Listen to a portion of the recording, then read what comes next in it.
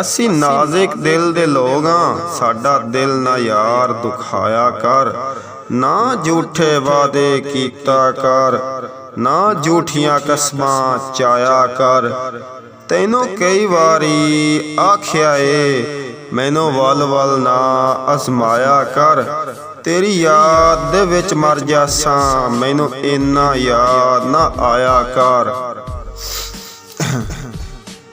ਮੇਰੇ ਇਸ਼ਕ ਦੇ ਵਿੱਚ ਮਸ਼ੂਕ ਨਾ ਹੋਵੇ, ਨਹੀਂ ਅੱਜ ਤੱਕ ਗਲਤ ਨਿਗਾਹ ਕੀਤੀ।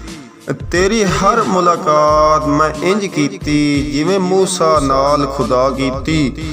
ਨਹੀਂ ਫਰਕ ਕੀਤਾ ਤੇਰੀ ਪੂਜਾ ਵਿੱਚ, ਨਹੀਂ ਖਤਰਾਂ ਦੀ ਪਰਵਾਹ ਕੀਤੀ। ਇੱਕ ਤੈਨੂੰ ਰੱਬ ਨਹੀਂ ਕਹਿ ਸਕਦਾ, ਬਾਕੀ ਸਾਰੀ ਰਸਮ